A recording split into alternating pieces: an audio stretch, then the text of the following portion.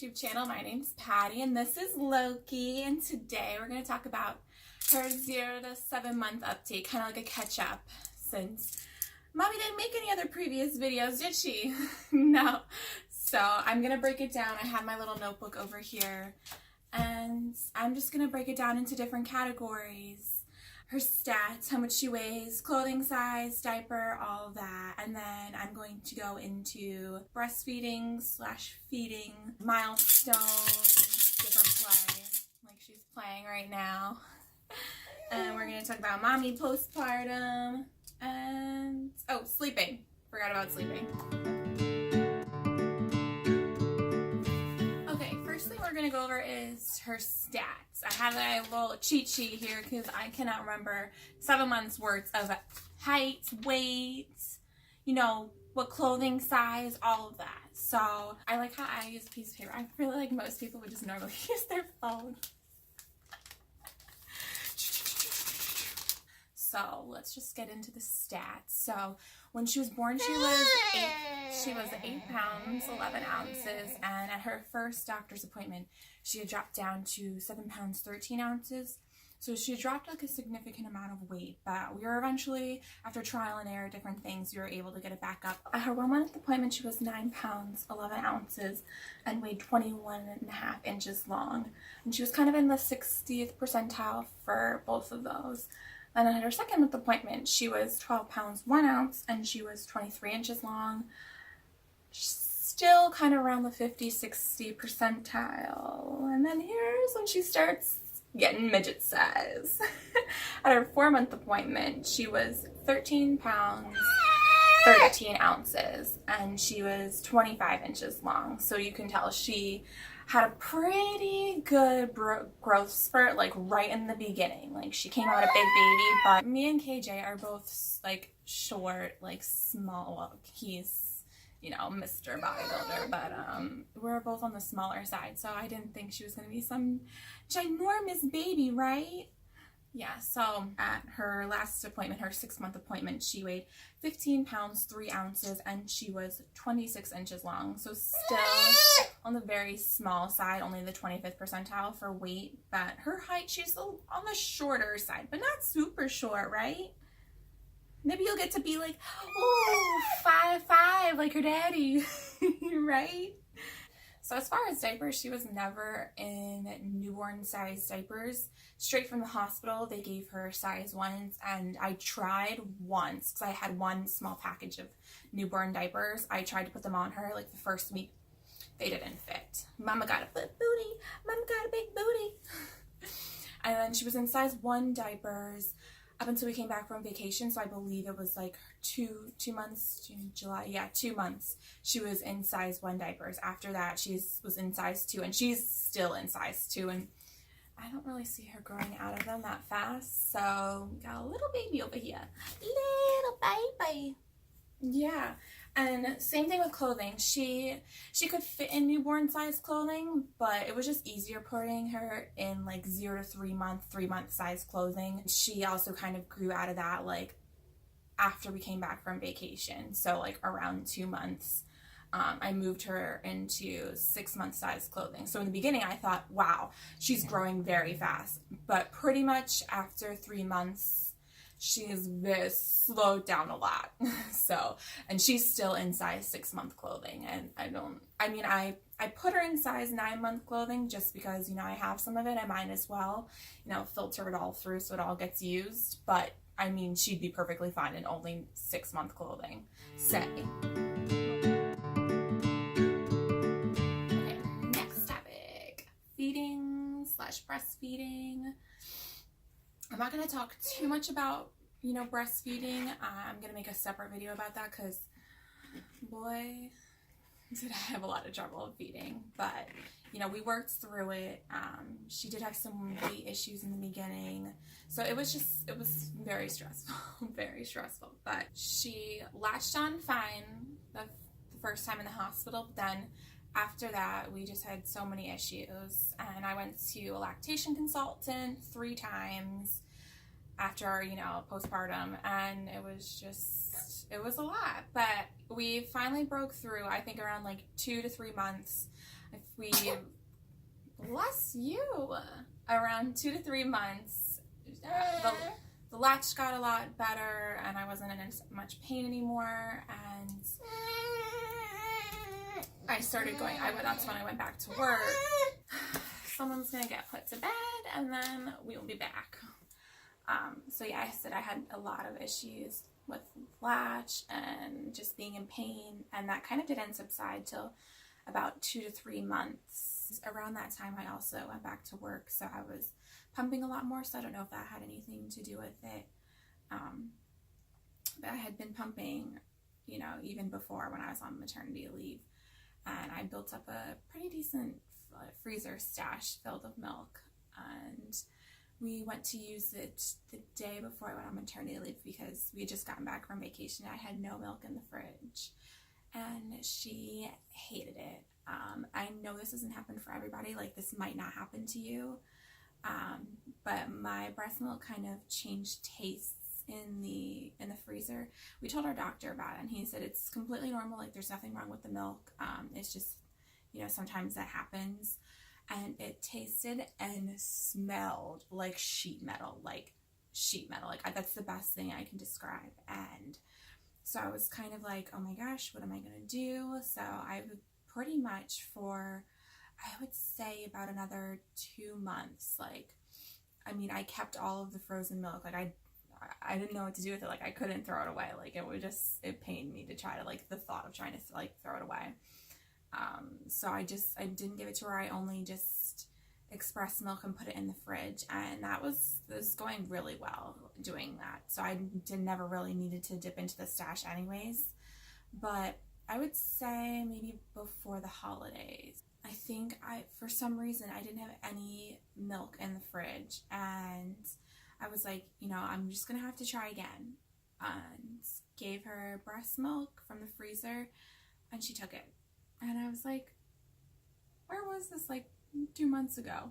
But, you know, our doctor did say that, I mean, her taste buds might not be mature enough for it at the time. So we've been smooth sailing ever since. Although I do add rice into the bottle. We started that around 4 months because we were thinking she had some reflux issues, so we started introducing rice cereal.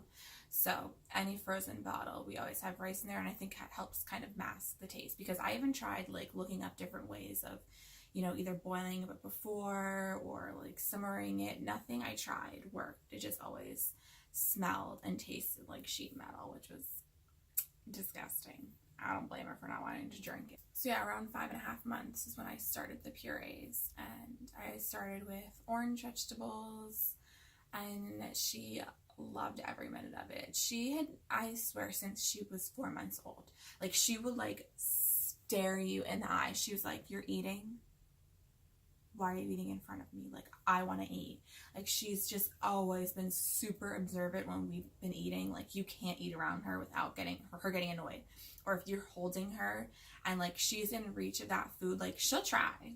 And there's been times where she's like grabbed food off of our plate and like tried to shove it in her mouth. Like, it's the funniest, like, I mean, mildly, like, you know, a little nerve-wracking. Like, you don't want her to choke on anything. But yeah, so she's always wanted food. There was no way I could wait to 6 months to start her on solids.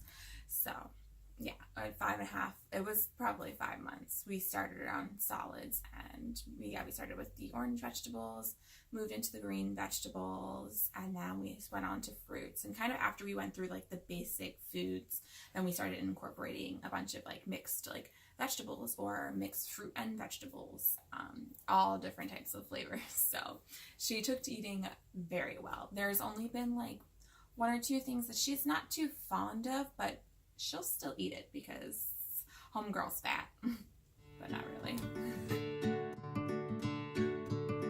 Okay, so let's get into sleeping, or the lack of sleeping. We've had ups and downs throughout these past 7 months. So for the first month, she slept in a bassinet in the pack and play that we have, and she wasn't swaddled at all because it kind of cocoons you in there. So she slept on that perfectly, like no issues.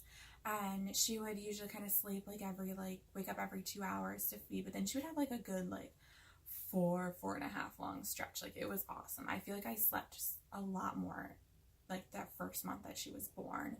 And then so we had to transition her out of the bassinet because she was just getting too big for it.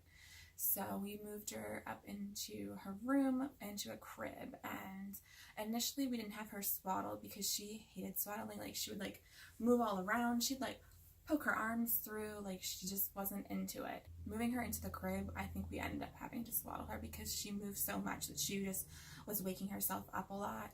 And once she kind of got like comfortable with the swaddle, she was good. She was really good. And then maybe it was like her 2-month appointment, our doctor was saying that, you know, she's like at a good weight now. She's old enough, like we don't really have to be feeding her through the night. He wanted us to kind of stop the night feed. Once she got to like 3 months, she was only feeding twice a night, 1 a.m. and at 3 a.m. So it was like super easy. Like, I easily cut off that 1 a.m. feed, and you know, she was just like sleeping all the way up till 3. She'd wake up once and then, you know, we'd be good. And I was trying to get her off of that 3 a.m. feed, and I couldn't. And then the 4-month sleep regression hit, and it hit hard. Like, it was a good month and a half of just complete hell.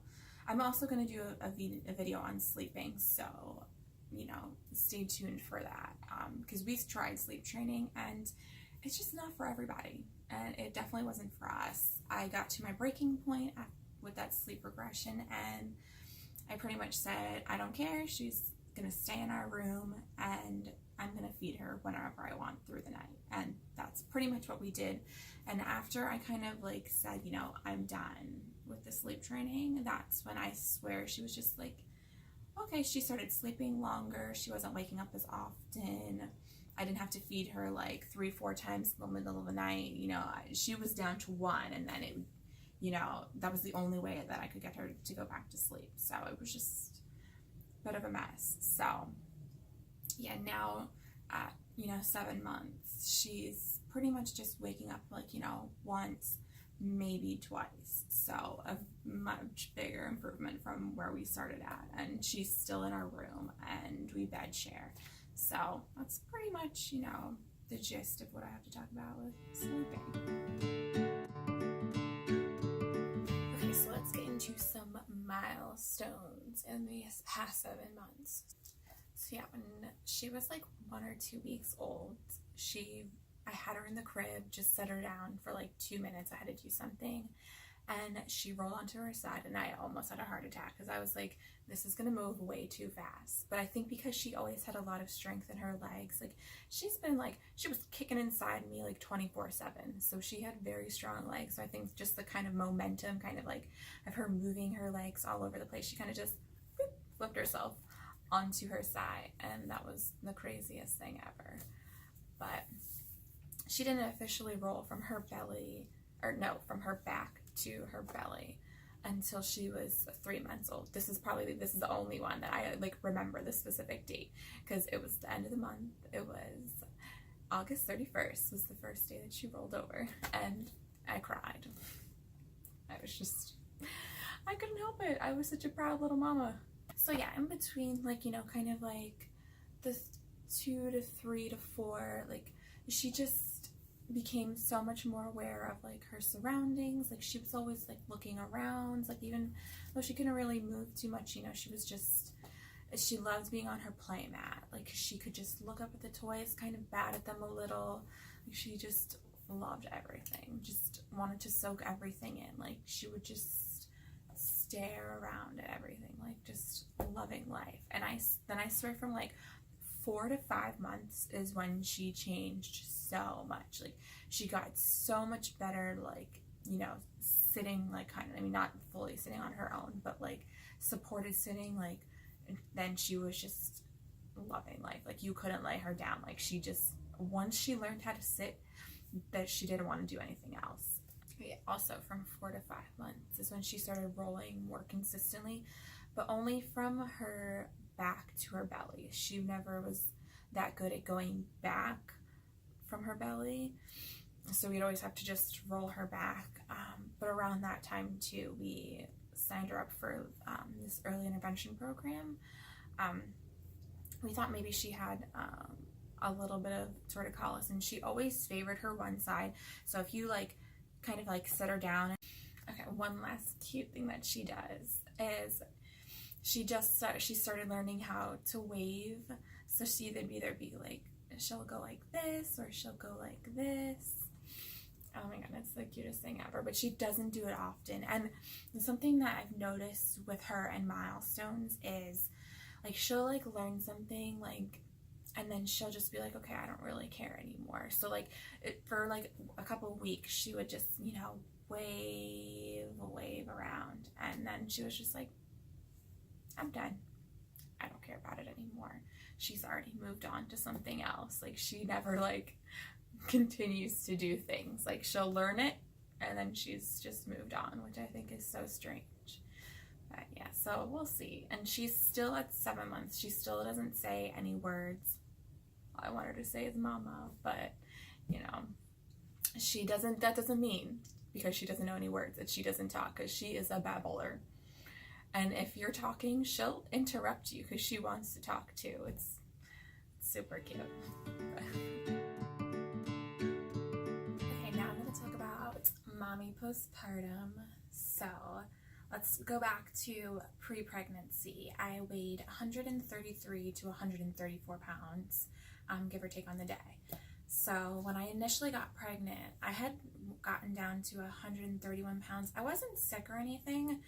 I just think like I eat a lot and I was like starving in the beginning, and I just don't think I could get like enough food in, if that makes sense. So yeah, I like lost a couple pounds, but then like I instantly, you know, like gained some of it back. So then by the end of my pregnancy, I weighed 155 pounds. So total, I gained 22 pounds over the whole course of my pregnancy. So yeah, I went back for my 4-week checkup and they weighed me and I was back down to 134.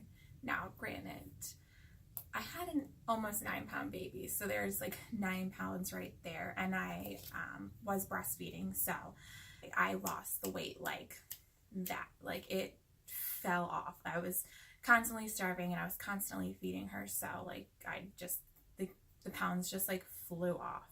Plus I was active for the good portion of my pregnancy. It wasn't until the very end that I had stopped working out. There was just so much going on buying a house, so I just ran out of time. I go to the gym like maybe once a week, if that, and I don't even think I've gone to the gym maybe one. No, I haven't even gone to the gym so far this year. So I mean, give and take, you know, I just get it whenever I can. I'm not too worried about it, and in my mind, like I would rather, especially within this first year, and they're growing and changing so much, like I would much rather spend the time with my baby than like worrying about like what my body looks and not being able to snatch right back, you know, like I don't have my abs like I used to anymore. So, you know, it's just not worth it to me. Like I'd rather be with my baby. She's way cuter anyways. So at 4 weeks postpartum, I just went back for my, you know, regular checkup. But then at 8 weeks, I went back in to my doctor because I wanted to get the Nexplanon in my arm. I was like, I like babies, but, you know, let's just try to calm it down a little, you know, not try to pop them out really fast. So at that point, they weighed me and I was back up to 138 pounds. But I would say typically in my non-active like periods of time, I'm usually closer to like 138 to 140. So for me, my weight is pretty normal right now. I would say, even though I was on the smaller side before I got pregnant, I would say I'm back to like, you know, my pre-pregnancy weight. As far as like baby blues or like postpartum depression, don't think I was affected by it. But I would say I got the Nexplanon, which is a form of birth control, in my arm. And I didn't notice at first, but I would say maybe like a month after I got it, and it would only happen for maybe like a week to 5 days at a time. I wouldn't say I got depressed. I would just say more like, I don't know, it just felt like everything was just like, would only see like negative things, but it would feel like for like 5 days and then it would go off. And then it would just be, it almost seemed like whenever I was supposed to be getting my period, like I like had like these like off feelings. I wasn't myself, I should say. But I only noticed it after I got on the birth control, so I'm kind of attributed to it more being the birth control instead of being like more of like a postpartum, like it only happened for a couple months. Like I don't still continue to feel like that every month. I would just say it was for like the first like 2 to 3 months that I was on it that I kind of noticed it. And then now I don't really notice it anymore. Yeah. Another positive is still haven't gotten my period back. Like, I just love not having a period. I mean, who wants to be bleeding for like a week out of the month? You know, it's not fun. So, and I think probably because I'm breastfeeding, usually people don't get it back until once they stop breastfeeding. So we'll see. We'll see how it goes. You know, you never really know. Well, we hope you enjoyed our video. Thanks for watching, and don't forget to comment, like, and subscribe so you can catch more videos with this little cutie. Thanks again. Bye.